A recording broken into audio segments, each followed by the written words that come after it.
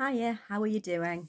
We are up to day 22 of the baby steps, and hopefully by now you're starting to see a bit of a difference because we are building our routines block by block, step by step, into something that is going to hopefully help us get our homes under control and all the mental whirring that goes on in our heads. We are talking a little bit about procrastination today. Now, I am currently procrastinating dealing with this load of laundry that I'm sat next to. And one of the things that causes procrastination is the "I don't want to" voice that goes on in our heads. You know, the one that tells us it's going to take too long, the one that says it's boring, the one that says I've got more interesting things to do, I've got better things to do with my life, I blah, blah, blah, blah, blah. We need to stop that inner teenager in that, that little voice that goes on in our heads telling us not to do things. Or sometimes it's the inner perfectionist, the I don't have time to do this till it's to a perfect standard. I'm going to have to put it off until I've got time to deal with it and make it perfect. And that's another voice we have to silence, because we're not looking for it to be perfect. We're just looking for it to be done. Yeah, we're just looking to get the job done as quickly as possible, and then we can move on and do something else. Because the problem with waiting till you've got time to do it perfectly is it never gets done, does it? And we've all been told from way before we can remember, if you're going to do a job, do it properly.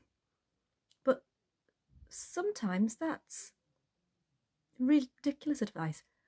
Like, yeah, I get that, do the dishes properly. I get that. Nobody wants to see bits of food on the dishes.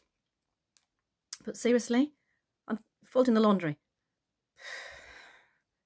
What is perfect? Everyone's idea of how to do the laundry is different, isn't it? Let's face it. And that's the same with a lot of jobs.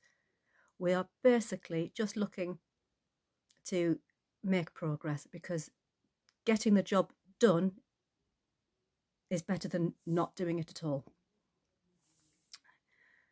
And as we move through this process, as we do these jobs more often, we're going to get better at them. We're going to get quicker at them. So we need to silence both those voices, the I don't want to do it voice and the I need to have time to do it properly voice. We need to silence them and just go, you know what, I'm just going to get on with it. Because there's no time like the present, let's face it. So that's one of the reasons we use our timers. If we've got that little voice in us going, oh, I don't want to do it, go, right, set the timer. I'm going to do this job 5 minutes, 10 minutes, 15 minutes, maximum of 15 minutes, and just do it. When the timer stops, we stop. We can go and have a cup of tea or do something else and then come back to the job if necessary, but set the timer. Okay?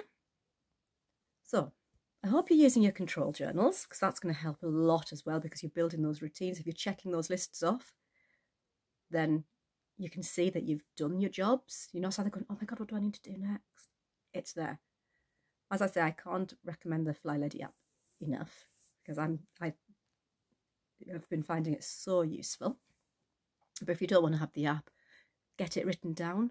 Like I say, put it in Page Protector so you can tick it off and then just wipe it away.